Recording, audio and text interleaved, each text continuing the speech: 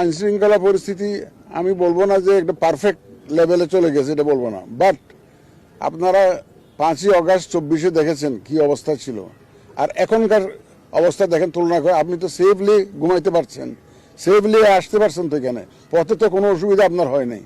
তো সুতরাং যেন এটা তো আরো ইমপ্রুভ করবে গ্রাজুয়ালি, এবং ভোট আস্তে আস্তে, ভোটের তারিখ আস্তে আস্তে দেখবেন যে everything is fall in line, এবং সবকিছু ঠিক হয়ে যাবে।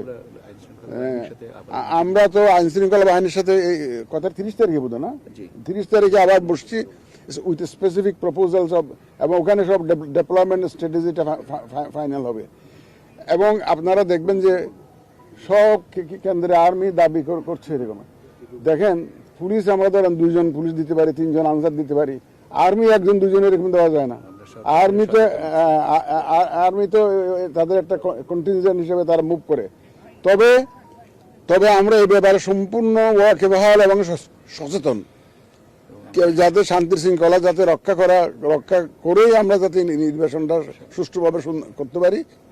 আর যারা প্রতিহত করার ঘোষণা দিচ্ছে, যারা সব ধরনের ব্যবস্থা আমরা নিব, যাতে কেউ সহযোগিতা লাগবে, আপনাদের সহযোগিতা লাগবে, সাংবাদিকদের সহযোগিতা লাগবে, দেশবাসীর সহযোগিতা লাগবে, ভোটারদের সহযোগিতা লাগবে।